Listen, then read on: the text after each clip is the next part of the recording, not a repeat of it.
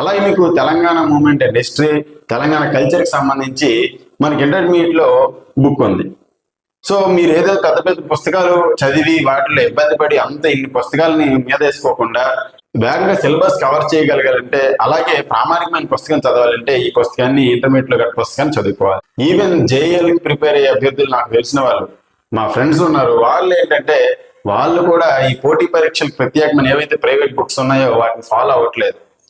వాళ్ళు కూడా ఈ academic books 6th to 10th and intermediate books, మించిపోతే డిగ్రీ బుక్స్, వీటినే పదే పదే చదువుతూ సబ్జెక్ట్ ని గెయిన్ చేస్తున్నారు. వాటి ద్వారా సక్సెస్ అవుతున్నారు. గ్రామీణ ప్రాంత విద్యార్థులకు, అలాగే కొంచెం అబవ్ యావరేజ్ ఉన్న వాళ్ళకు ఏంటంటే సక్సెస్ మీరు దగ్గర అవ్వాలంటే మీరు ఇన్ని పుస్తకాలు చదివి ఇబ్బంది పడి ఇది లేనిపోయినంతా చదివి అవసరమైంది వదిలేసి ఇలా చేయకుండా మెయిన్ బేసిక్ ఆ స్టెమ్ ఏదుందో ఆ స్టెమ్ నా రూట్ ని మనం పట్టుకోవాలి. ఆ స్టెమ్ అండ్ రూట్ ని పట్టుకుంటే మనకు ఆటోమేటిక్ గా స్తంభం ఉంటే మిగతాదంతా బ్రాంచెస్ వరకు వెళ్ళొచ్చు.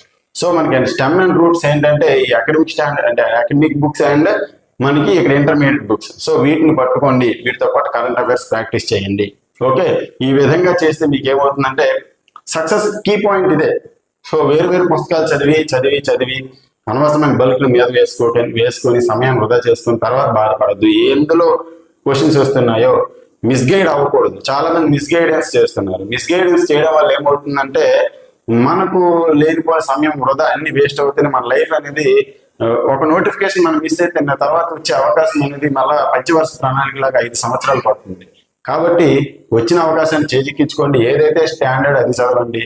నేను కూడా కానిస్టేబుల్ రాసేటప్పుడు అందరికన్నా అంత ప్రిలిమ్స్ లో అన్నిట్లో ఫస్ట్ వచ్చాను. Telangana constable, AP constable prelims లో ఫస్ట్ వచ్చాను.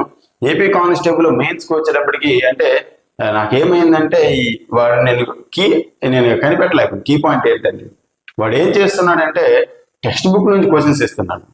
ఫిజిక్స్, కెమిస్ట్రీ, బయాలజీ అన్ని 8th 9th 10th text book నుండి ఇచ్చాను. నేను అవేవి చదవలేదు.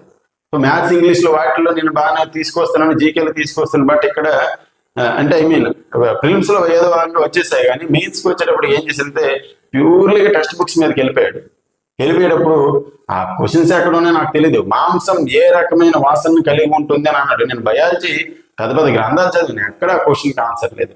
అది ఎక్కడ ఉందంటే 8th క్లాస్ టెక్స్ట్ బుక్ లో మాంసం అనేది ఉమామి వాసన కలిగి ఉంటుందని ఐ థింక్ ఫస్ట్ లెసన్స్ లోనే 2-3 పేజీలు ఇచ్చాడు.